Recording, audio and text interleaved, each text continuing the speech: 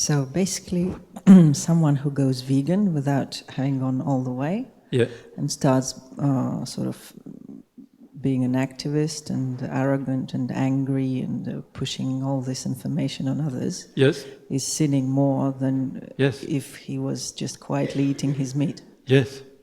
Why? Because he's now pushing it all on other people, which is breaking their free will. Every time you break another person's free will, you're committing 2 acts, not 1. So of course he's become worse. So he stopped eating meat, but he's done it for the wrong reasons, and he hasn't dealt with all of his omissions, right? And then he's on top of that using that as a mechanism to harm other people, to get angry with other people. And getting angry with people is worse than killing an animal. Shall I say that again? Getting angry with a person is worse than killing an animal from God's perspective.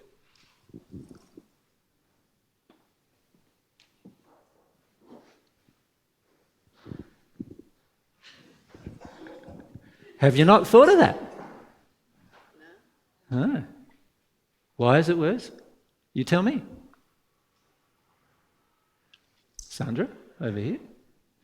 If we can just go back straight to Sandra, Joe, and then back down. Because it's a soul. We're harming the soul. Because it's a God's soul. child. Yeah. Yeah. The animal is a creature that doesn't have a soul.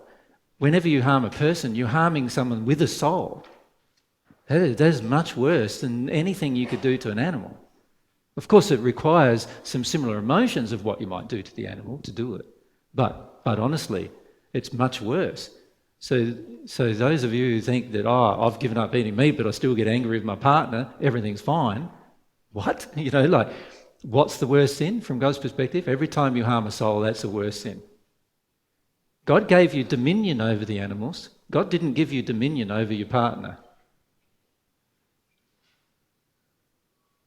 Did you just get what I said? God gave you dominion over the animals in that the animals don't have a soul and you do. Therefore, you are responsible for what you choose to do with those animals. But God never made you responsible for your partner. Right? They are responsible. They were a free-thinking, they're what we classify as a sentient being, a person who has their own choices to make. Every time you get angry with them, you are harming their will. Every time. And you're damaging them through an emotional flow of damaging emotion into their soul. That is much worse than killing an animal. So those people are running around, supporting all the animals while they're getting enraged with the people. Well, can you see what's happening? Yeah, see, God makes clever systems. You can't get away with things. And that's really good, I feel. Yeah. We go.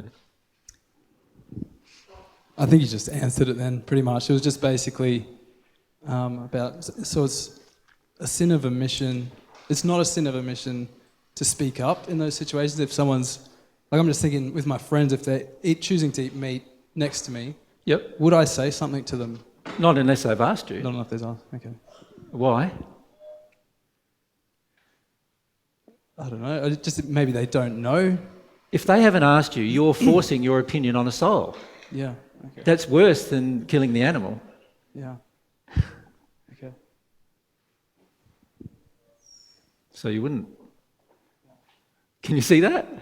Remember I said any interaction where you damage another soul is worse than any interaction where you damage the animal. It makes sense, doesn't it?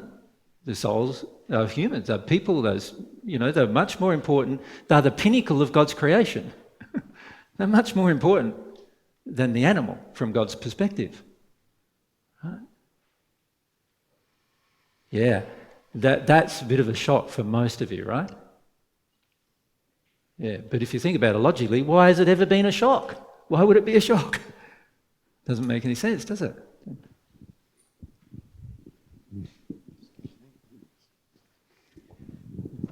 Nick, just as a continuation of that same theme, yep. My understanding from what you were saying earlier is there is a sin of omission if you are to see an unloving action being perpetrated by someone on someone else, say an act of violence, and for you not to speak up or to say something. Speak up? Would you speak up?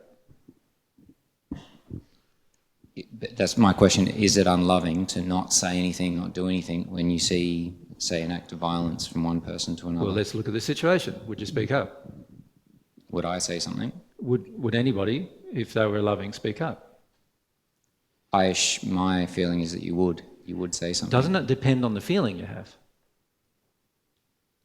Yeah, if you weren't overcome by your fear of the reaction that it would draw. Well, you look at it. Most people who get involved in other people's act of violence are angry with the person perpetrating the violence, are they not? Mm-hmm. So you've got a person here who's being violent, right? You've got the person that they're perpetrating the violence towards, okay?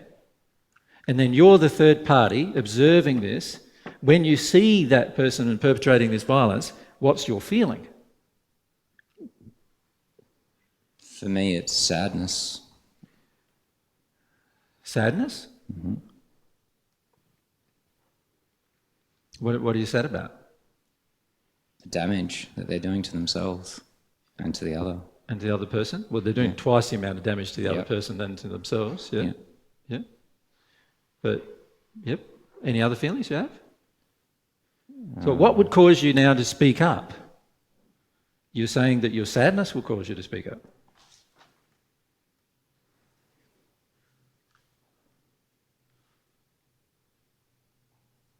For many of you, it would be your sadness or your anger that causes you to speak up, wouldn't it?